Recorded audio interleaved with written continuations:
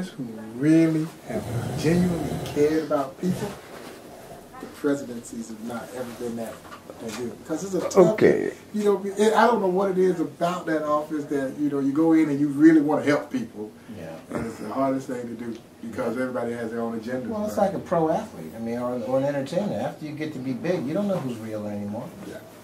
Even the people you thought were real ain't real. Yeah. Well, we're having what is at this point known as a real man roundtable. Seriously, I've had several of these already with some very powerful brothers, you know.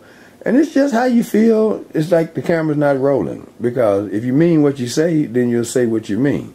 And if I catch you lying, I'm gonna stop the camera and cuss your ass out. That's pretty good. And check and see if you know if you got on magic draws like Mitt Romney or something, you know. Yeah, we do. We go. Now that's a question I like to ask you. Saturday with After 7. The 11th, we come back with our second annual Gospel Salute to Buck, which is a free public event. And then on Tuesday, the 13th, we've got what we call It's All Jazz. And it'll feature a young kid from here named Julian Vaughn. What does he play? Bass. Oh, really? We're talking about the reincarnation of Wayman Tisdale. Oh, really? Got a funk thing happening, Oh, huh? yeah. Really? Yeah, he is. How old is he? He's in his 20s. Oh, yeah? And he's a native kid from Kansas City? Kansas City, Kansas. Yeah. Now, how long has Buck been dead now? 6 years tomorrow. Really? Yeah. Wow. Yeah. Wow. 6 years tomorrow. Wow. Last year, something special with Buck. I told my mother's 20 years younger than him exactly. Her birthday is November 13th. Is that right? Yeah, she passed 3 years ago. She would have been 81. Yeah. Yeah. Yeah. So, you know, Buck is... There he is right there, the great Buck O'Neil. Yeah, yeah, tomorrow marks the 6th anniversary of his death.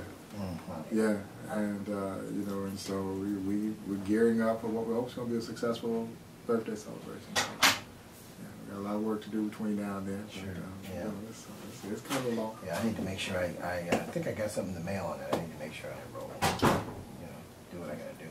Yeah. So, how long have you been back on board now, Bob? Since April of last year. Okay, so it'll be a year. So about 6, Okay. you know, I guess it was 16, 18 months now. So, this time around, what's different about you? What's different about the museum, and what are some of your goals and objectives? Well, the challenges are greater, probably greater than they've ever been. I mean, you know, that was probably one of the reasons why I'm back, is the fact that, you know, it is a challenging time, not only for Negro Leagues Museum, but for cultural institutions in general. And certainly, you know, for this institution, there were a lot of obstacles out there that we needed to kind of overcome. And, you know, we got back in and working hard now. And, you know, we were very fortunate. I tell people all the time. Man, where you going, man? I done told you this is a real men round table, man. You brother, go ahead. You done turned in your card? Okay, all right. It's on you, bro. I tell people all the time, timing is everything.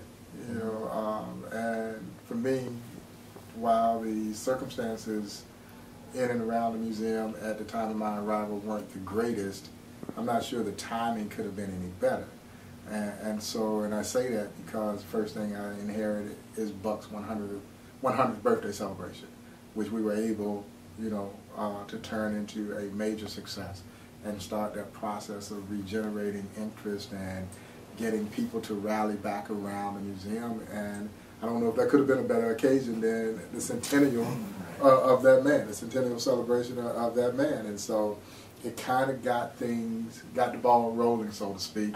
And then, of course, right after that, you know, we had a tremendously successful All-Star celebration. So, you know, from a programming standpoint, you know, timing could not have been better. You know, granted, you have to execute, and you have to come in and put the plans together and make sure that they work. And we were very fortunate. We got a great team. They bought into the plan, and, you know, and so knock on wood, we're moving in the right direction now. So, real man, the essence of that, where would Buck O'Neil fit in the pantheon of real men? He's right at the top, man. Right at the top. Because, you know, to me, he embodied all those things that we think about manhood. You know, self-assured without being arrogant, proud, spiritually grounded, kind, considerate, you know, didn't harbor hate or ill will toward anyone. You know, to me, that is what, you know, being a man is all about. You know, and yeah, it was actually wonderful to kind of see him kind of navigate around, you know, through this over those years that we all got to know him. You know, and it was special. You know, you knew you were in the presence of someone special. You know, you just saw the reaction that people had to him. You know, I'll never forget, you know, as we look at, again, tomorrow being the 6th anniversary, I was, we had stopped in, Ollie Gates had his Enshriners meeting that night. It was on a Friday, Friday the 6th. And myself and Mr. Motley and Raymond Dotswell in my office, we go over to present to the Enshriners because they were considering making a donation to jumpstart the Buck O'Neil Education and Research Center. Mm-hmm. And so we go over, they agree, they're going to make a $50,000 donation from their golf tournament. And so I leave his office that night, and I'm driving right past Research Hospital, which is where Buck was in the hospital. And of course, by that time, I mean, we knew medically what the outcome was going to be. Now it's just, you know, it is strictly in the hands of the good Lord in terms of determining, you know, when and where. And so something said, man, you ought to stop by and see Buck, you know. And really by that time, he really wasn't aware that you were there, at least cognitively not aware. Mm-hmm. He may have been aware, but he wasn't able to articulate or express that he knew you were there. But something said, you ought to go by and see Buck before you go home, because I'm driving right by Research. I live in Grandview, going down 71. I said, nah, it's late, you know, so I'm going to keep on home and head home. And I'm not home an hour when Evelyn Belzer calls me and says, Bobby's gone. And of course, that jump starts, you know, for me, it's both professional now and personal.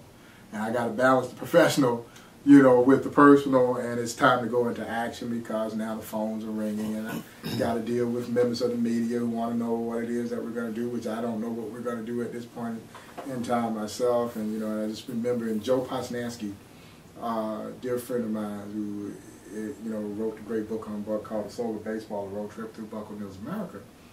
I remember calling him, and I didn't get him. I left him a message.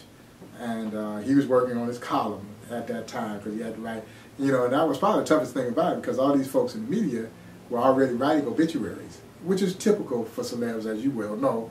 When celebs get to be a certain age, they start to prepare the obituaries for them so that when they do, you know, reach their demise, they can just kind of plug in the gap, and then they've got him. You know, and Joe said he had not written a thing about Buck, and, you know, because Buck was so close to him. He didn't want to write anything that would ultimately be looking at the demise of his good friend. And so he's sitting there writing his column, you know, trying to get his column out. And of course, he's fighting back the emotions. I'm the same way. I'm on the phone doing phone interviews with people, trying to fight back your own emotions. And it was kind of interesting because we both talked about this. By the time he finished and filed his column, by the time I finally did my last interview, and, you know, we both, I think, are in bed, and we both end up breaking down just about the same time. You know? I mean, it was almost eerie, you know, because again, you know, once all that, you know, all the work is kind of put to bed, and you're just sitting there and you're laying there, and all of a sudden you're overcome with emotions, and it was just kind of eerie, but you know, and then of course we went to work again, trying to figure out how we were going to respectfully say goodbye to Buck, and I think the museum did an outstanding job working with his family, who certainly gave us the wherewithal to allow the community, who was such a part of Buck's life, to be a part of his homecoming celebration. So, you know, so yeah, this time always brings back, you know, some memories. Not quite as emotional as they were obviously then. You know, you kind of now, like you do with any one of your loved ones, you reflect on the good times and that kind of thing, and not necessarily, you know, not having them with us anymore. But you know, it was really interesting to see how all that unfolded. Well, you know, in the years that I've been honored to know you, this next question is one that I relish asking you. How much of Buck O'Neil's persona, character, grit, indomitable will has been sown into your life?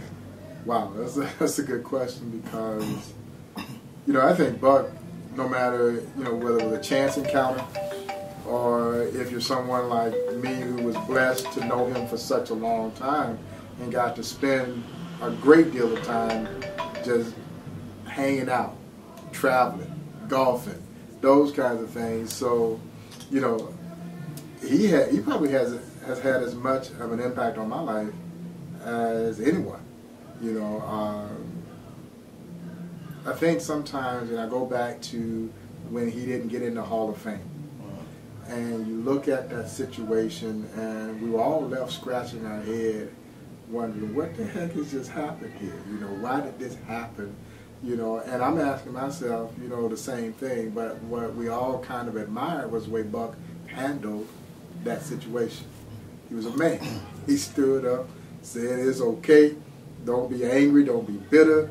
And it was an amazing thing to witness because you saw something happening that was much bigger than Buck not getting in the Hall of Fame, just simply by the way he was able to handle the disappointment of not getting in. And you could see that persona that you spoke about, you could see this coming to the forefront, and all of a sudden something that had been so negative and so disappointing and so angry became almost this rallying point. People fell in love with the man that much more just simply by the way he taught us how to handle disappointment. And then, again, I'm questioning, man, I witnessed this, and what does this all mean? Well, lo and behold, a couple years later, I'm faced with my own disappointment. Certainly not on the magnitude of what went on with Buck. It wasn't a Hall of Fame decision, but, we were looking at this situation here, and I'm competing for an opportunity, thought I'd done everything that I could possibly do to demonstrate that I needed to deserve that opportunity, and it didn't work out. Had I not been there with Buck to witness that Hall of Fame thing, I'm not sure I could have handled that as well as I did. I learned something from being around Buck, and again, it's competition. You're competing, but you can't be angry with the people who didn't vote for you. And that's kind of what he talks. You as competitors, you always want to win. But again, I couldn't be mad at the people that didn't vote for me, and certainly could not be bitter about the outcome. And so I think all of that for me was connected to having been there in 2006 and witnessed how he handled disappointment. So you just kind of suck it up and go on. So, but one of the, I joke with my wife all the time. She says, "You act just like Buck." I said, "That's the nicest thing you ever said." Oh my. Man, this is just such a joyous day, man, to see two amazing brothers that I've had the honor of knowing, and it's been a few years since I've seen y'all. And thanks, man, for making time, because I know you got to stick and move constantly. Do me a favor, on 3, your name, your title, and with the kind of conviction that's within you, say, "Real men don't play." All right. Hi, I'm Bob Kendrick, president of the Negro Leagues Baseball Museum in Kansas City, Missouri, and real men don't play. That's a rap there, man. Come on, man. Same thing. I'm Russell Ahmed. I'm president of ICG Inc., headquartered in Kansas City, and real men don't play. That's what I'm talking about. Yes, sir, man. See, what I've done, I'm doing a film documentary in support of my book, and the opening for the documentary, it goes like this: what is a real man? What does he look like? What does he talk like? What does he walk like? What does he stand for? What will he die for? Or possibly kill for? Are there any real men left? And then we go right into, "Hi, I'm Jim Brown, and real men don't play." And then I give a little piece of Jim and a little piece of this person and that person, the famous, the infamous, because they come in different forms. Oh, absolutely. Absolutely. And so that's what's how is Jim? Man, we were together last Saturday and Sunday. It was one of those Hall of Fame moments, man. I was sitting at dinner with the vice president of basketball operations for the Memphis Grizzlies, who he was in town making checking out sites for the team to stay. That's one of his duties. And when Jerry West was the general manager, because Dana had been the VP. So you talking about the boy that just died? Yeah. I was with him. I was with him Saturday. I'll show you. Yeah. I was with him Saturday, man. It was me, him, and Jerry West, and Jim, and we had such an amazing night, man. Amazing. Because like I say, Dana is close to Jerry like I'm close to Jim. And over the years, they've known each other, hey, Jim, they never really just sit down and broke bread, right? And he arranged that, and because he always, when he came to town, he would have dinner with Jerry. They were very, very, I found out how close they were. And it was mind-boggling, man. You've had those occasions in the circles you move in, both of y'all have, where it's special, because you got the NBA logo sitting right here. And the greatest football player that I've ever seen, I hear about, sitting right next to that. And they talking like men. They chopping it, man, just chopping it up, no holds barred. That's the first time I ever, Jim admitted, he said, man, I'm going to do some groupie shit, man. He said, how did you handle going up against my very best friend for over 50 years, all of those years? He was talking about Bill Russell. And Jerry said, Jim, that's an interesting thing, because before I answer it, I want to tell you something.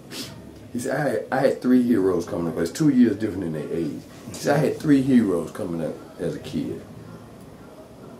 He said it was Bill Russell, not Bill Russell, Joe Louis, Sugar Ray Robinson, who he said he got to know, and you.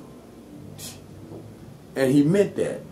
And then Jim looked at him and said, man, Russ got the utmost respect for you. And he said, man, I'll tell you what happened. He said, when I got into the league and the team moved to Minneapolis, there was talks of me getting traded to the Celtics. And he said, years later, he walked over to Russ at some affair and said, man, if that trade hadn't went through, we'd have never lost a game. And he said it just like that, man. It got so deep, man. So deep. And here's the ironic part about that. It got so deep. About a year ago, after Jerry's book came out, I told Jim, I said, I'd seen Jerry on 60 Minutes or something, talking about his suicidal, manic depressive tendencies and that kind of thing. And I said, I told Jim, I said, Jim, how well you know Jerry West? He said, I don't know him well enough, but Jim know how I think, man, I'm half ambulance chaser, And so Jim said, I'm not going to call that man up and invite him into one of our circles, man. I just don't roll like that. I said, Jim, he need help, man. This man is broken, man. His self-esteem is unbelievably low for somebody of his accomplishment. And Jim said, I can't reach him like that. I said, man, he need help, man. And he said, I just don't do things like that about him. And lo and behold, a year later, there we were sitting there, and he's pouring it out, man. He's talking about how so many people have broke his heart, the Lakers included. He talked about Kobe like a dog. He said, man, Kobe's been a major disappointment to me, major disappointment. He's hot at Kareem for, demanding to get a statue out there. He said, Kareem need to realize they were going to give him that statue. But what about Elgin Baylor? Yeah. He said, if anybody belong out there next to me, it's Elgin Baylor. And then, he got deep, man. He talked about the fact that, because he came from West Virginia, he said, man, at the end of the day, man, I'm just a country boy. He said, I'm going to tell you something else. I feel very comfortable. That was at the dinner. He said, I feel very comfortable around black people. He said, I don't know what it is that I feel I have in common with black athletes and black people. And it's that poor white trash piece of him. You know what I mean? And he said, I've never underpaid a player. Never. He gave Kareem $3 million a year. The last contract, even though Kareem didn't even want to play. Man. That's history, brother. There's Dana right there in the picture. Yeah.